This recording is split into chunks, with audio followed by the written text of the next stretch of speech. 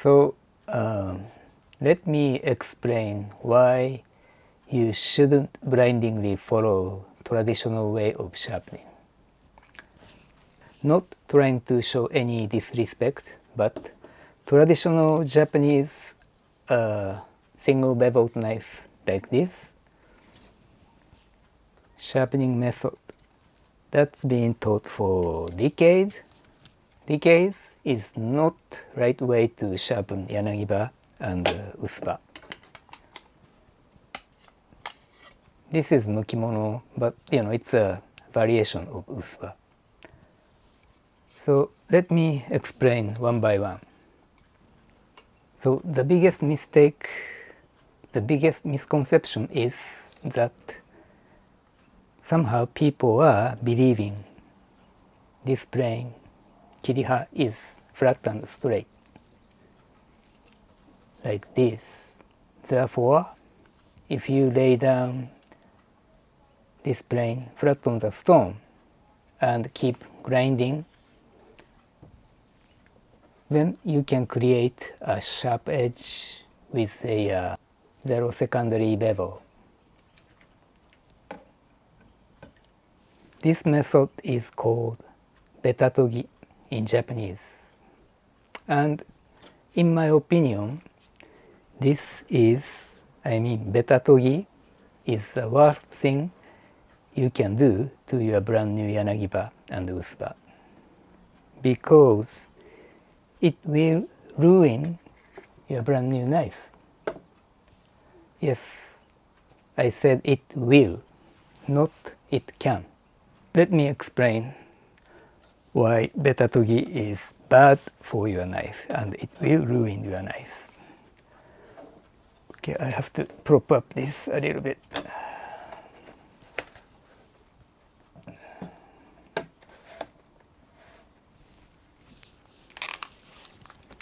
Probably most of the viewer of my video, they probably know this ridge line is called shinogi, and this plane is called hira, and this plane is called kiriha, sometimes called kiriba. In this video we call it kiriha. People who believe betatogi, they think the edge construction like this.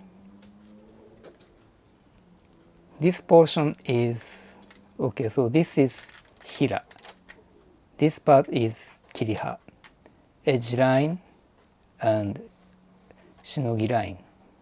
This is spine. They think it's like this. That's why they believe betatogi works, but it doesn't, because the truth is, when you look at the knife from the spine side, look at, it's tapered. This area is much thicker than around here. And it's not taper like Western knives. It's not like this. Back side is straight. Only the front side is tapered. So somehow people who believe betatogi, in their mind, in their head, the blade is like this. This is their top view. But the truth is, no, it's shaped like this. So cutaway view, if you look at their cutaway view, section AA, A dash, and section B, B dash, they look totally different. The bevel angle theta 1 is much bigger than the bevel angle theta 2. This is around the heel. This is around the tip. The spine thickness T1 is much bigger than spine thickness, this area, T2. So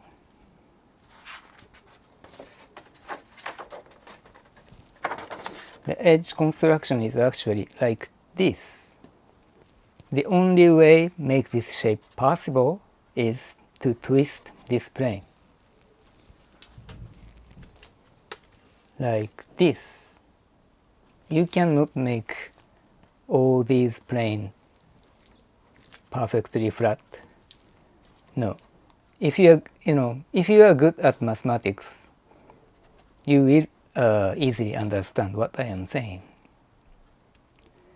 This shape, yes, you can create this shape with all flat plane. This, no. So that's why betatogi doesn't work, and therefore you shouldn't.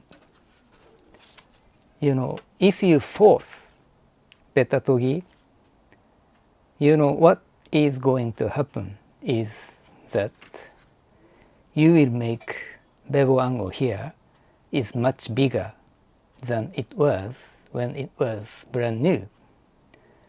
It will decrease the cutting performance because you get more resistance.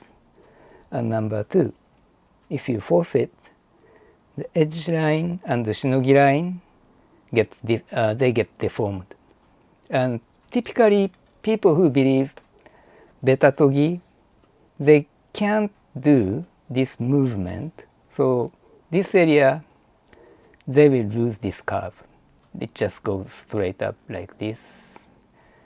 So the blade shape gets really triangular pointy shape, zero belly, zero curve here, and bigger angle, bigger bevel angle here. And another thing, if you believe betatogi, you can usually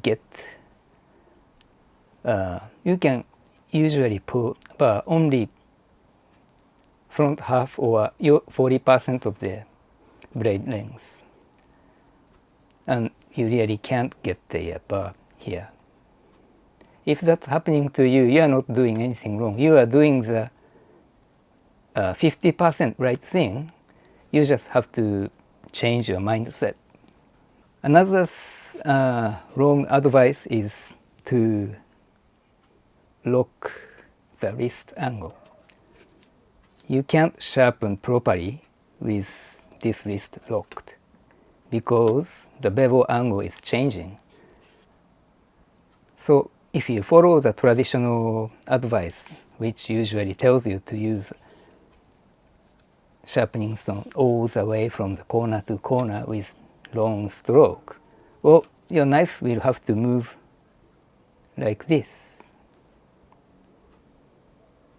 You can't sharpen it with locked wrist, same angle. It will have to change like this. Or you can